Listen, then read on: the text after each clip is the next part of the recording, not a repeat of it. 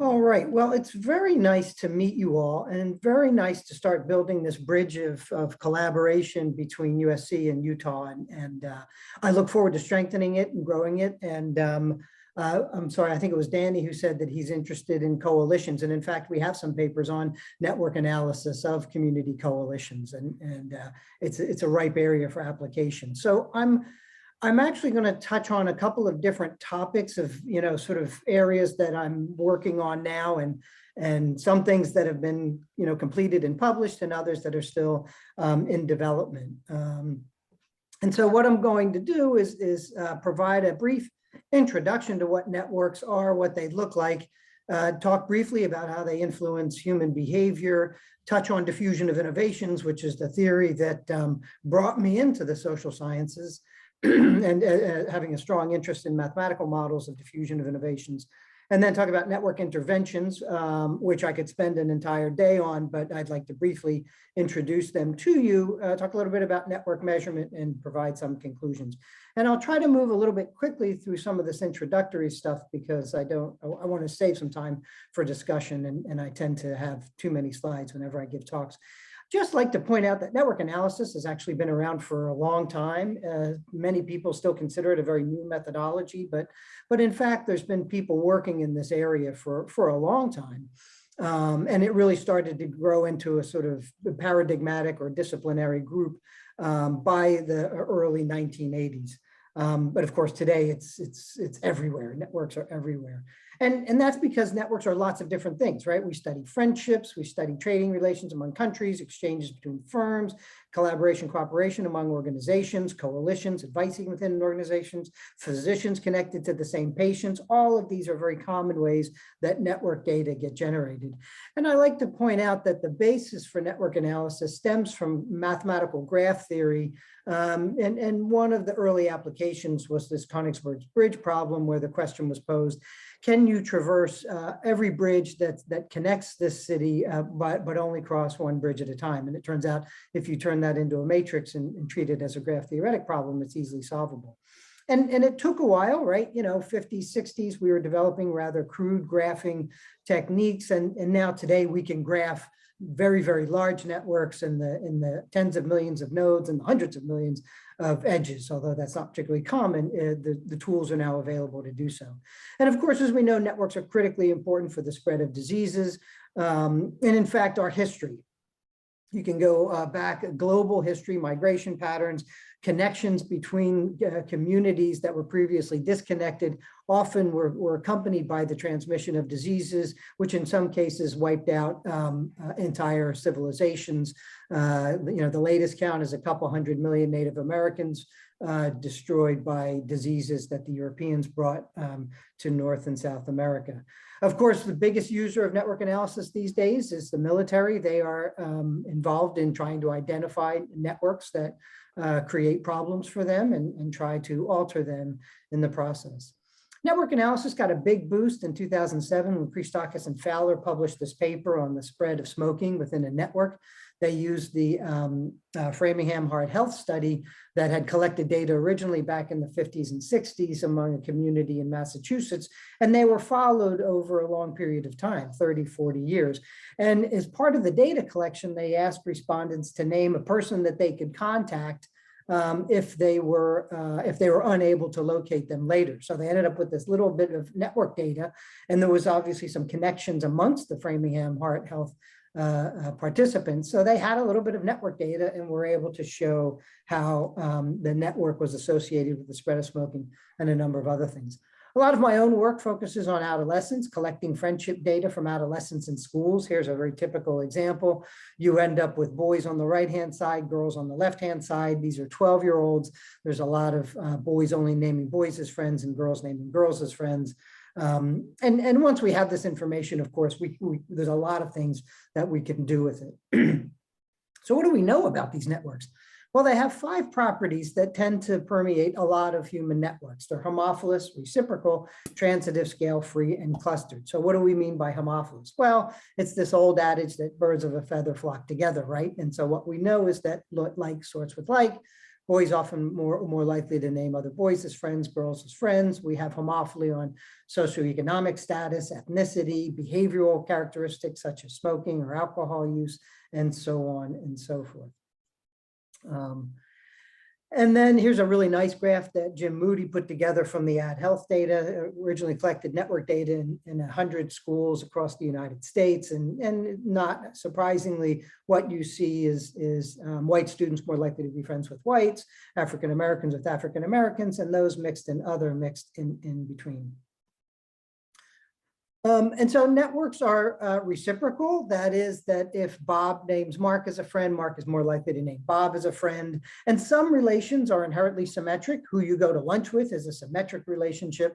And other relations are asymmetric. So when I ask in an organization, who do you go to for advice, those ties are much less likely to be reciprocated than if I ask, who do you discuss work matters with?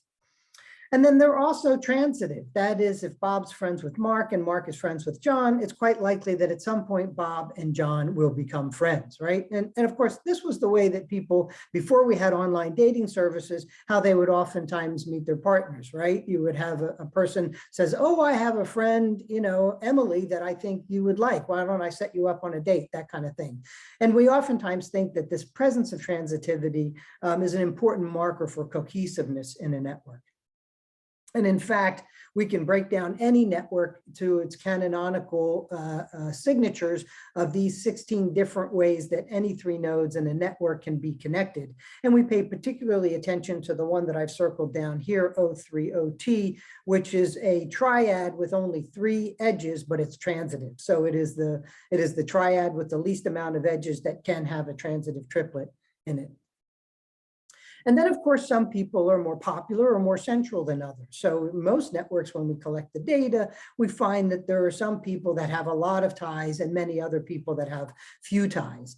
This is oftentimes referred to as being a scale-free network in the literature, because when we plot the number of edges, the number of people on the y-axis, and the number of ties on the x-axis, and the number of people on the y-axis, and you take the log-log plot, you get a straight diagonal line that you can put a power law function on. So this is a very centralized network, right? You see that all around the edges, people have the same number of incoming ties, but there's one node in the center that has a lot of incoming ties.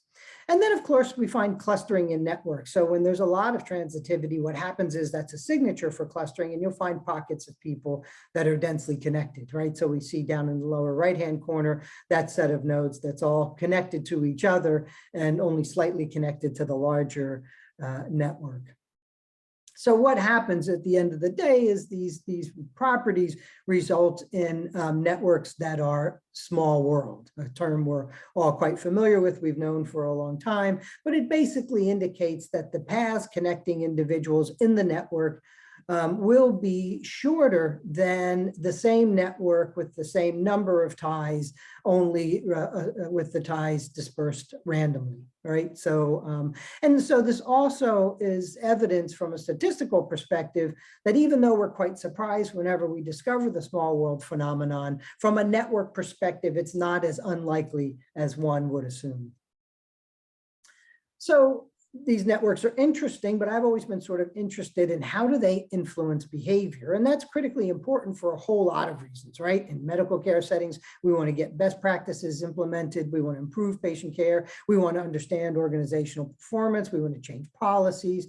We want to understand what the factors are that are associated with people engaging in different behaviors. And so I created this sort of little stylized network. We talk about ego being the focal individual, and this ego is connected to 6 other individuals, A, B, C, D, and F. And I'll look at the chat.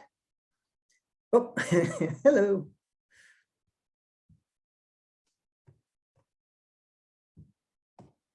All right, so if this network has 4 people who end up engaging in the behavior, ego is more likely to adopt it, right? Once you have a majority of your friends doing something, you're more likely to do it, or your colleagues start doing something, you're more likely to pick it up.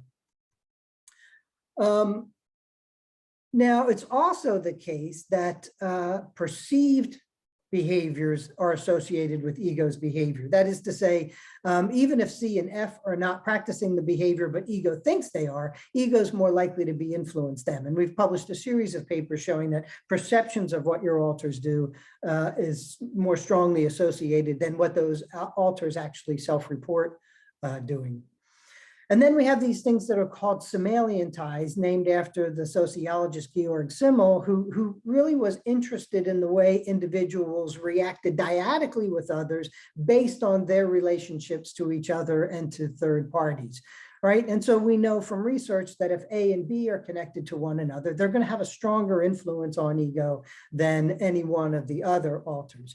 And of course, more generally, if ego is embedded in a network in which all of those ties are also connected to one another, they will have a very strong and constraining influence on ego's behavior because their attitudes and behaviors reinforce one another. And then we have tie strength, right? And so it turns out that people can be connected to others via strong or weak ties. And it turns out that strong ties are likely to have a stronger influence on ego than weak ties. And I like to observe that the more consequential the behavior, the more impactful it might be, the more tie strength is going to matter. So when I'm making a very big decision about getting a new car or purchasing a house, those strong ties are going to matter a lot. Rather than weak ones. But weak ones can pass on novel information, rumors, and so on. And then the role of indirect ties is still unclear. Some researchers believe that indirect ties can influence egos, and how far out that indirect influence can go is under debate. Christakis and Fowler showed 3 steps of influence. I've always argued for 2 steps of influence. And so that's unclear, right? And it's unclear, whether it varies by behavior and culture and so on and so forth, and whether or not the behavior of that intermediary node is a factor on whether or not the indirect nodes can influence ego. And we also have a network analysis, a concept called structural equivalence. And structural equivalence refers to the situation when 2 individuals occupy similar or identical positions in a network, regardless of whether they're directly connected to one another. So here, ego and D are connected to exactly the same people, but not to each other. But they therefore occupy structurally equivalent positions. And there is some theory to suggest that structurally equivalent alters can influence a person as much as, if not more, direct ties. And this is particularly the case for firms in an industry. Oftentimes, firms are not connected to one another, but they do monitor each other's behavior because they're connected to the same supply chains and the same customers and other kinds of quantities that put them in equivalent, structurally equivalent positions, therefore influencing one another. And then the other thing that we have is, I'm sorry, I can't even see what this title says. We already did indirect exposures, right?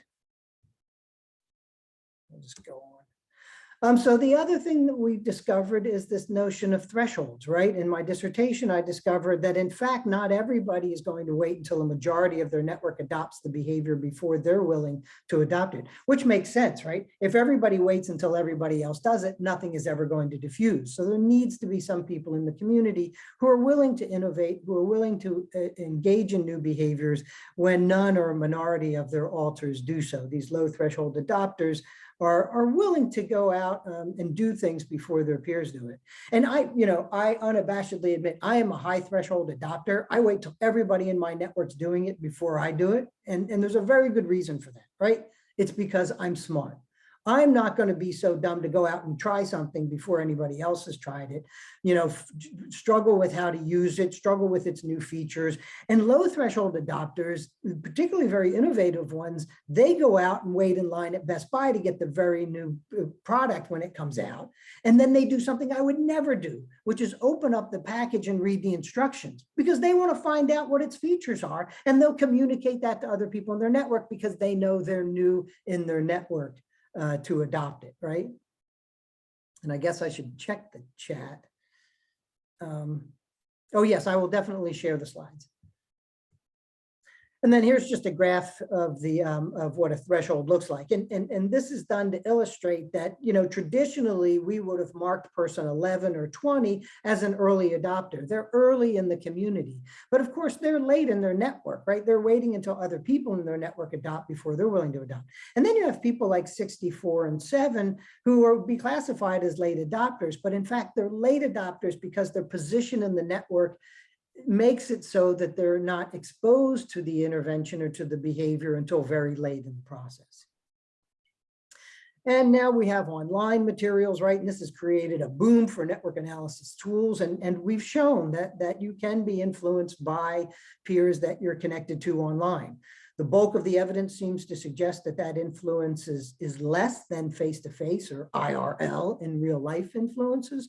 But nonetheless, it's there, and you can obviously be connected to a lot more people on social media and other platforms than you can by spending time with people face-to-face. Another network influence is individuals' joint participation in activities or events, right? So we've shown that if your friends also participate in activities such as sports or clubs that you do, that increases the influence they can have on ego. And then we haven't even talked about the attributes of the alters, right? But communication theory suggests that people are more likely to be influenced by those to whom they are homophilous, to whom they share attributes. And so in this case, ego would probably be more likely to be influenced by A and F because they share the attribute of gender than B and C. So what this means, of course, is when we think about peer-to-peer influences, there's a lot of different ways that it can happen. And if you just calculate exposure, the proportion of your friends that are doing something that you're interested to see if the focal individual does, and you don't see a result there, it may be because of any of these other theoretical structural mechanisms that are driving that influence. So, and the main theory, and I just like to mention diffusion of innovations because I love it so much, it's the process by which new ideas and practices spread within and between communities, right? And the canonical, if you will, the major paper in the diffusion field was this one by Ryan and Gross, published in 1943, where they studied the diffusion of hybrid seed corn. Oh my goodness, there's somebody at the door. George, can you pause the recording? I don't know if you heard, but there's a worker that's going to put a ladder up in the back to access it. All right. So Ryan had finished his Ph.D. at Harvard University in economics and sociology and got out to Iowa and looked around and saw a lot of corn and said, I'll study corn. And so he really contrasted social and economic variables to see what was driving farmers' decisions to adopt this new product that had come out on the market, and found in the main that it was the social variables, contact with the agricultural extension agent, talking to your neighbor and that sort of thing. So I did my PhD. I should actually share a little bit about my background. So my bachelor's degree is in math, theoretical math at a small college in Virginia called Mary Washington College. And I got I had a job in an actuarial firm, which was god awful boring. I got fired from that. And so came out to California to study my love, communications, and got master's and PhD in communication. And during my dissertation, I worked on reanalyzing the classic network diffusion data sets. The first one being the medical innovation data, which was collected in the 1950s. And when I finished my PhD, I thought the first thing that I want to do is replicate that Coleman, Katz, and Menzel medical innovation data. And I'm pleased to say that it only took 20 years to do so. And in conjunction with my colleagues at the Wharton School of Business, we studied the diffusion of a new drug that had come out on the market, collected network data in 3 communities, San Francisco, LA, and New York. And we were working with the pharmaceutical company, so they gave us access to the prescribing records from product launch to 3 years post-launch. And when we collected the data, you see what you see in a lot of data sets, right? You have homophily on ethnicity here. You have some people who are very prominent in the network, and then you have others that are on the periphery, and you have some bridges connecting the different communities. Now, when we showed these data to the pharmaceutical marketing company, their response was, my goodness, this is incredible. We spend all of our time with 18, 165, and 58. We know who 175 is. We visited 175 once, but never again. And then they went back to 175, and 175 said, well, I run a clinic for individuals who do not have health insurance, and that clinic is generally always running out of supplies. It would be nice if it didn't run out of supplies. And so the pharmaceutical company made sure the clinic no longer ran out of supplies. And since this drug treated a condition that adversely affects Asian and Asian American populations, it was important to try to get diffusion out to that part of the network. And so sure enough, 175 was an early adopter, as were others, and the behavior spread through the network, and through a lot of fancy and well done statistical analysis by my Wharton colleagues, they find a small but significant effect of contagion. In other words, the behavior was spreading through the network. So, I've done a lot of talks back in the 90s around networks and their importance on influencing behavior. And of course, you get the question, well, so what? What can we do with networks to make things better? And so I was fortunate enough to, conduct workshops on this topic for quite a long time, still do regularly, and accumulated a fair amount of evidence that resulted in this publication in 2012 on network interventions. And it really is the process of using social network data to accelerate behavior change or improve organizational performance and otherwise help communities reach desirable outcomes. And I'll just mention in passing that I actually have a draft book now on network interventions that'll be going out for review pretty soon. But before I talk about network interventions, I like to talk about 3 principles of behavior change and health promotion that are critically important in all cases, but are highlighted in the case of networks. And that is that program goals matter, right? What you're trying to do is going to have a big impact on the kind of intervention you design. And I like to point out that in some cases, we want to increase cohesion in a network, and in other cases, we want to fragment that network. And a good example is slowing the spread of sexually transmitted diseases or sexually transmitted infections. And that is that we can either fragment the sexual contact network, or we can uptake and accelerate through cohesive patterns the use of condoms and other protective measures. And theory matters. And I'll return to this point quite a bit later on, but I came into this field. I didn't take any social science classes as an undergrad, other than a year of economics and a semester of cultural anthropology. And so when I got sort of into public health, I thought, theory, we really don't know anything about people. So, a person can be a couch potato one day and off running a marathon the next. I mean, individuals are hard to predict, right? But I actually feel like over the past few decades, certainly in public health and in other social sciences, we've developed a reasonably good understanding of what motivates people to engage in behaviors, to change behaviors, and what the barriers to those changes are. So I just like to say that having a well-articulated theory of the behavior can be critically important. And then finally, if you're going to do network interventions, be prepared to learn from the network as well as try to induce change on it. In other words, the network analysis approach gives us the opportunity to learn deeply about what a community is all about and how it functions and what are the keys and levers to improving that functioning. And so what I like to say actually is that, to me, network analysis is mathematical ethnography, right? You get a deep understanding of the community, but you can do it in very rigorous mathematical ways. So here's the table. This table's gotten a lot of attention. I like this table a lot. It really tries to break down all the different ways that we can use networks for interventions. And I like to point out, oops, I don't have that slide there, that you can think of this as strategies, tactics, and operationalizations, right? And you hear these terms all the time. You hear them in political campaigns. You hear them when talking about the war in Ukraine, that you have strategic objectives and goals. You also have tactical things that you do and operational things that are closer on the ground. So if you look at that top row of this table, the strategy is identification, right? We're going to identify individuals to be change agents, to be our champions. Most frequently, we do that by trying to identify who the leaders in a community or an organization or school are. And then from a network perspective, we have a lot of different operationalizations about what it means to be the most central node in a network, right? So that first one is degree, and degree is simply a count of the number of ties you have, right? And so people who have high in degree in a network would be good candidates to recruit as opinion leaders for a behavior change program. But I'll just point out parenthetically that David Scotch has a website with over 100 different measures and algorithms for measuring the most central node in a network. So why do we use opinion leaders? Well, it's the most typical network intervention. It's easy to measure. It's intuitive. It's proven effectiveness. We did a review over a decade ago and identified 20 studies that use network data to identify opinion leaders, and hundreds of others that use different opinion leader identification techniques. We've run simulations like this where you generate different kinds of networks and you seed it, the first adopters being either those on the margin, those selected randomly, or those selected highest on in degree.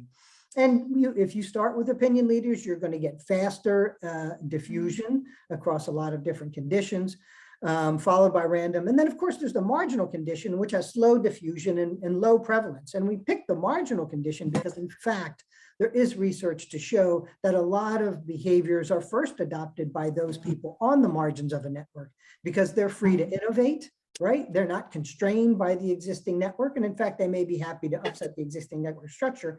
And people on the margins quite potentially are connected to other networks.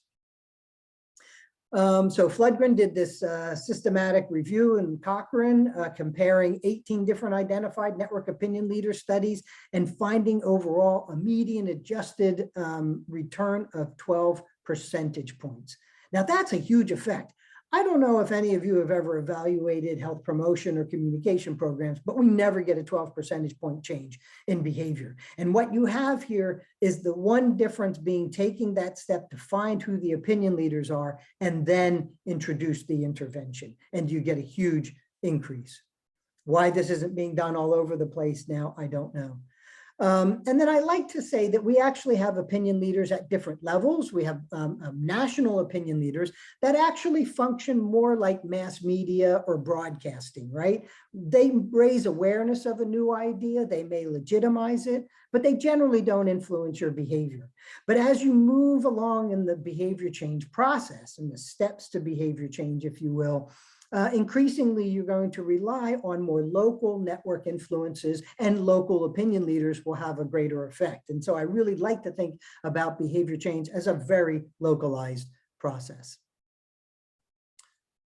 Okay, so having said that, we've got a lot of experience with network identified opinion leaders. We have not used other individual identification strategies, other tactics to create behavior change programs. You could well imagine that there could be settings where bridging individuals would be quite important to identify. You've got two different branches of an organization and you need to bring them together, and bridging people could play a very important and functional role in that. And you can see that writ large when you talk about things like the the Jewish-Palestinian conflict, where you really have two groups that are very diametrically opposed in many ways, and building bridges between them seems like it'd be a critically important kind of intervention to have. And then I also like to point out that in some of our public health settings, it's the peripheral people that are most at risk and that need the help.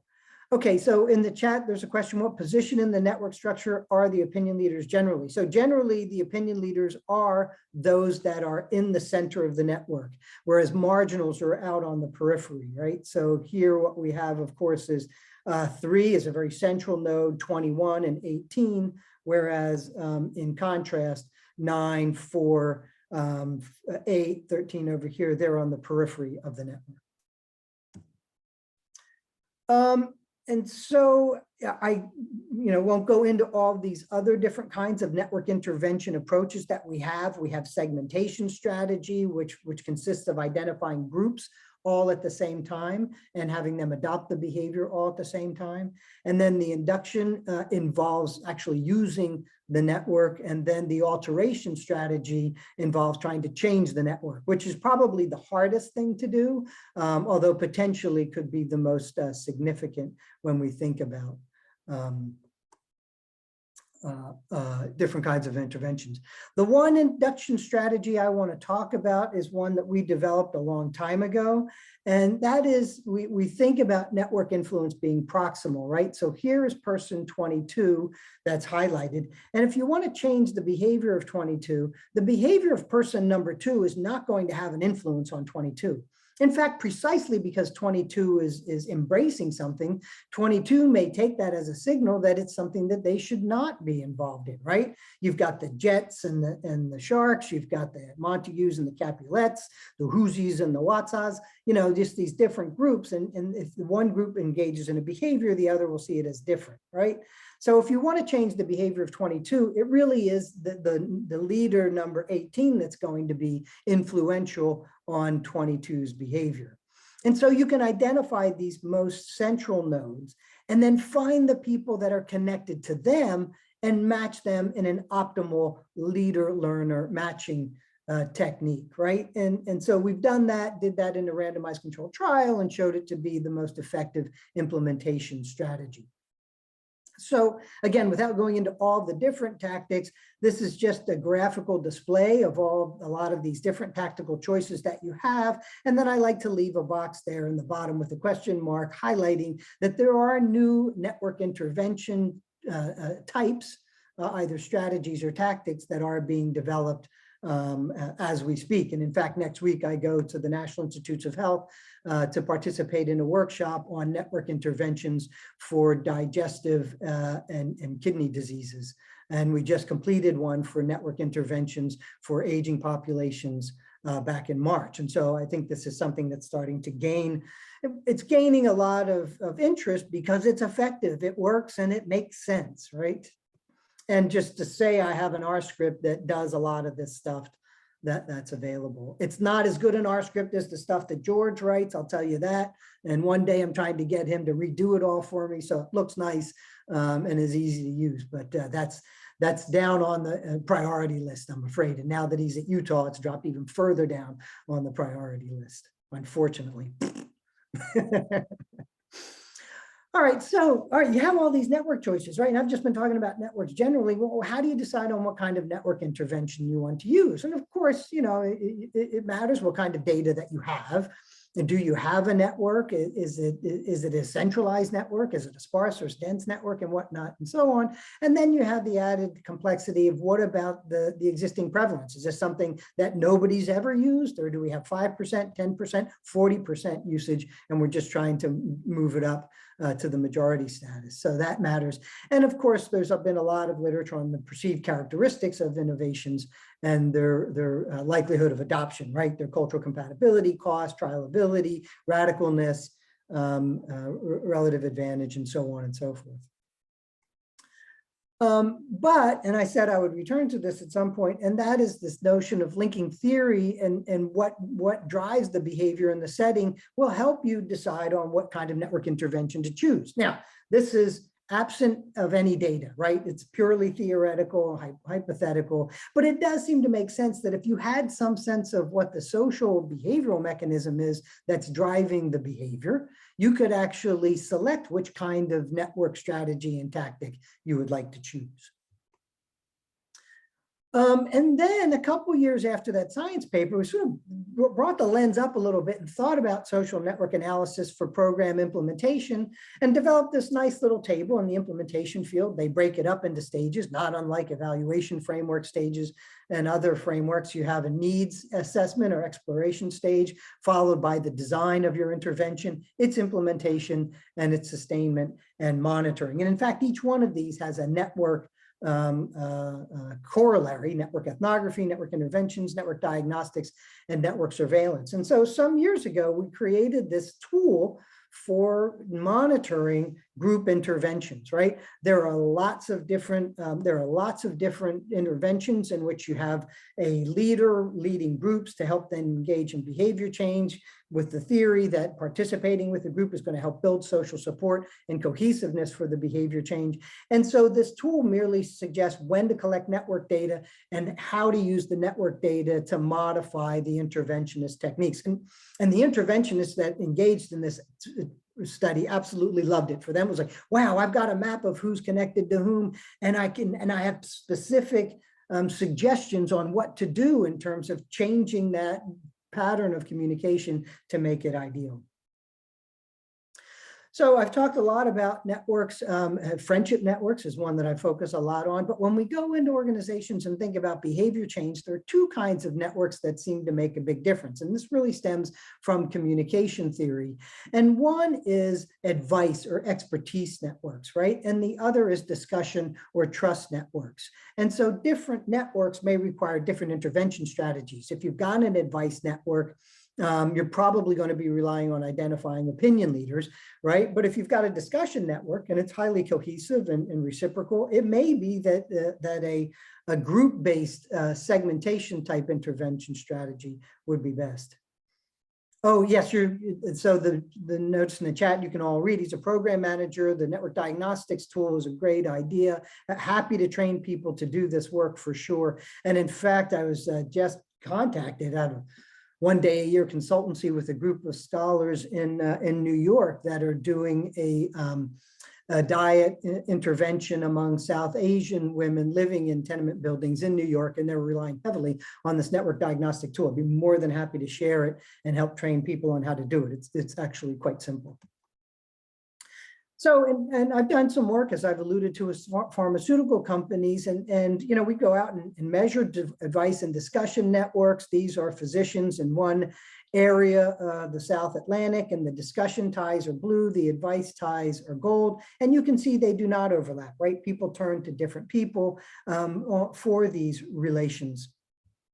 But we also ask a question like, who's the most prominent person in this field? And here you see quite a different network structure, right? It's much more centralized. There are many fewer people identified with many more incoming ties.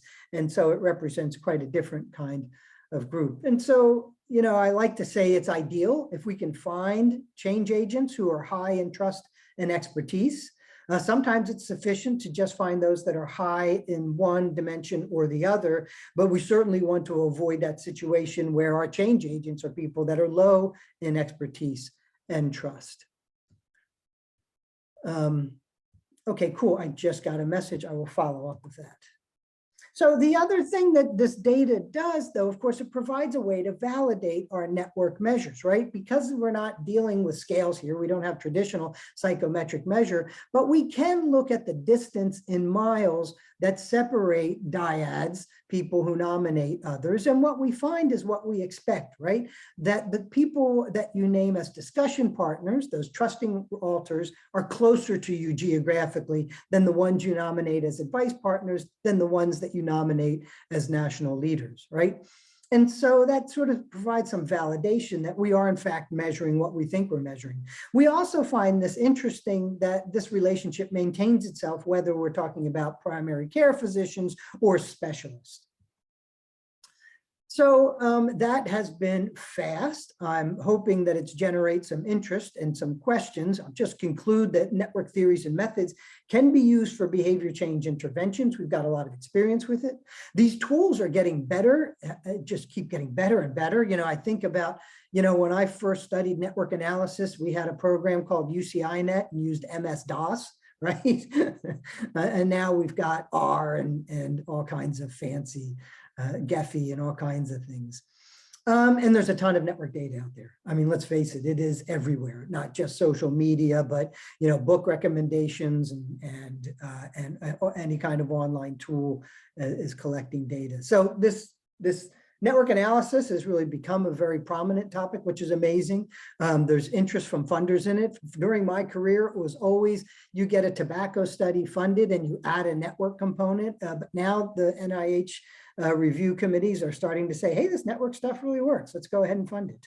And I like to say that these network interventions really do provide opportunities to get network data for good causes and help us keep in business. And I know it's not yet Christmas time, but if you are starting to assemble a Christmas shopping list, here are a couple of background readings that you can put under the tree for your favorite academic or friend.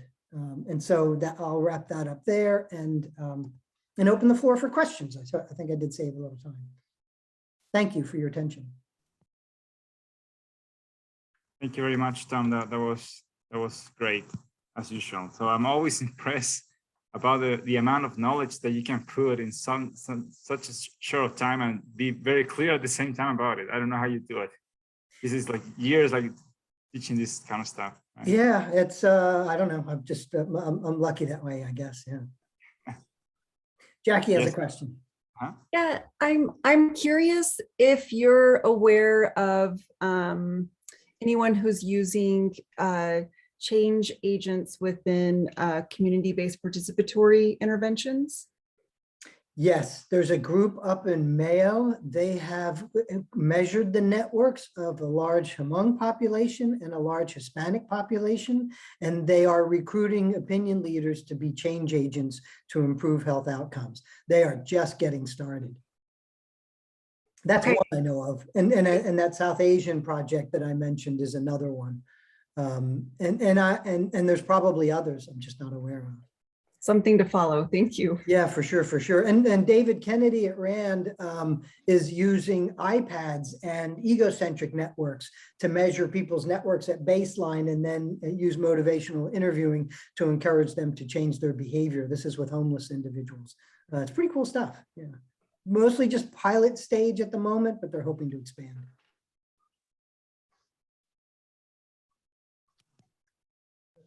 I have a question. Sure.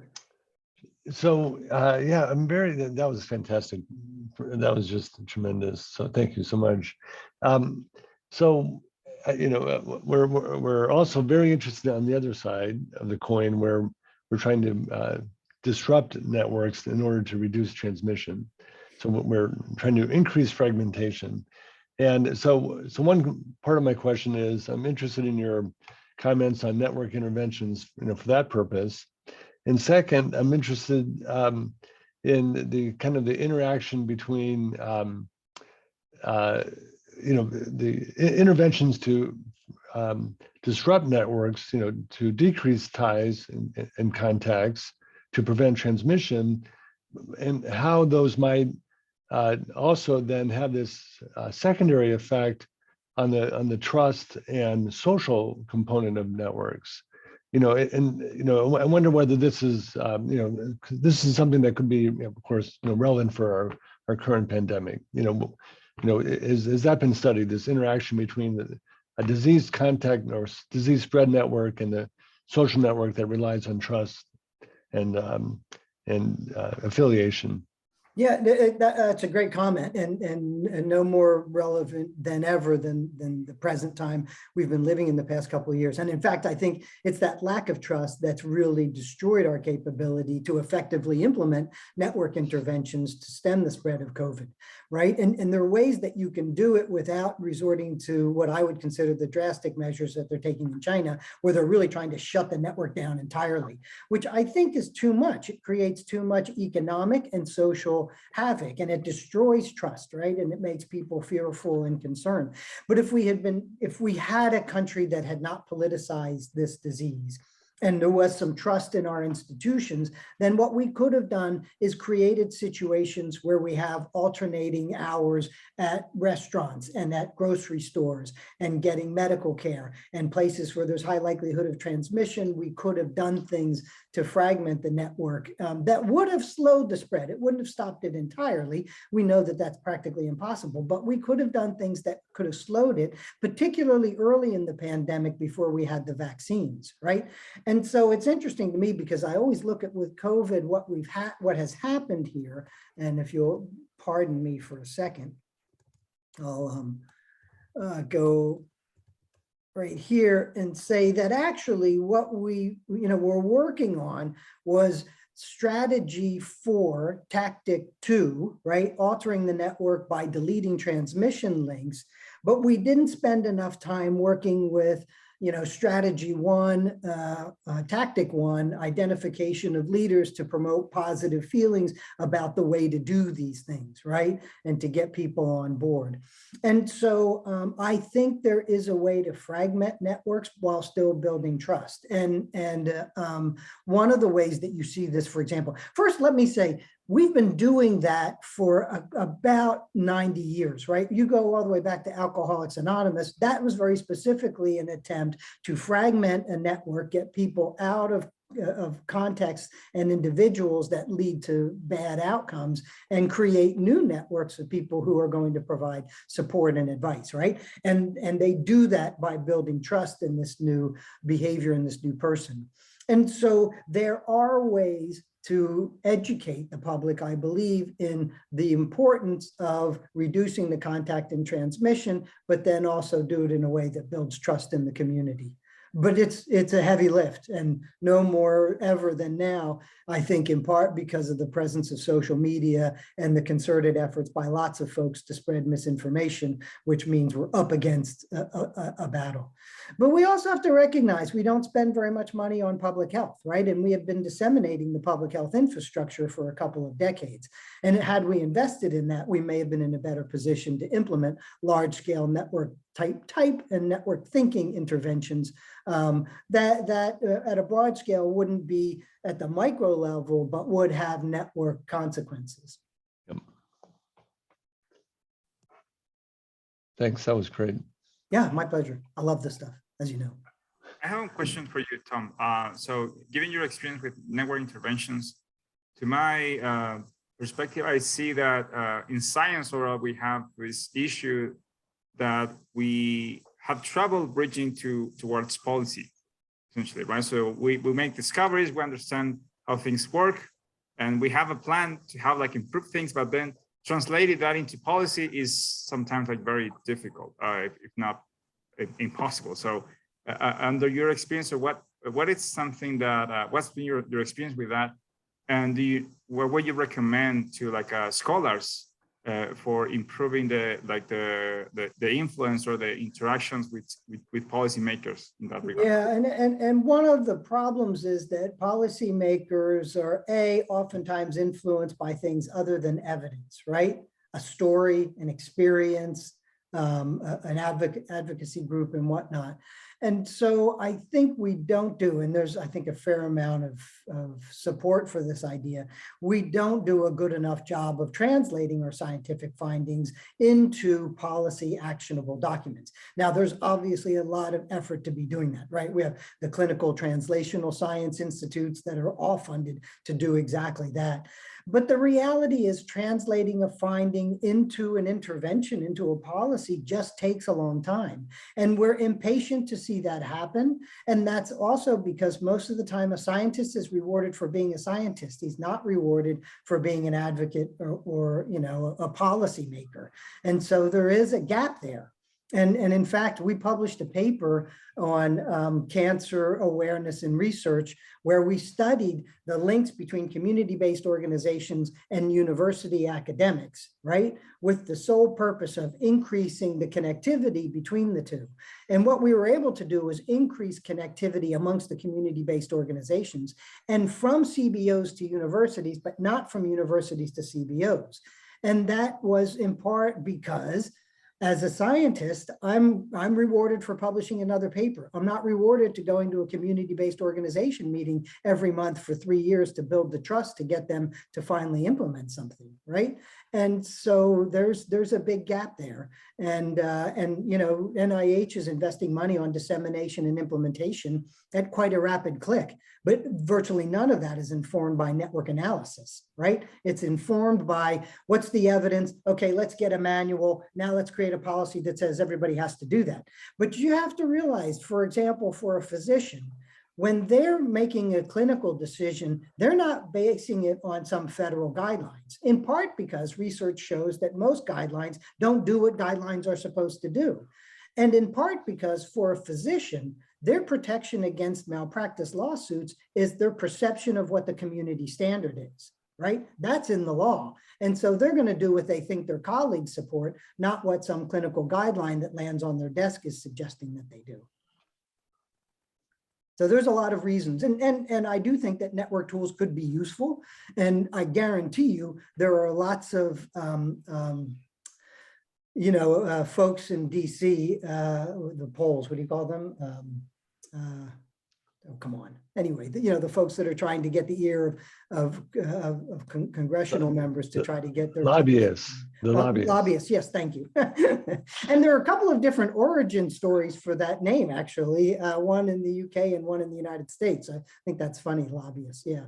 But lobbyists are well attuned to try, they are trying to understand these networks as well as they can, and where are the points that they can intersect into and intervene. Thank you. I think that we are at the top of the hour. Yeah, thank you again, Tom. It was a great talk as usual. You said that you were going to share the slides, so you can send it to me and I can post it in the website if you're okay with that. Yeah, I can put it in the chat right now. Yeah, great. Yeah, and so thank you for coming. Let me stop the recording. I will, okay, there it is. I will save this.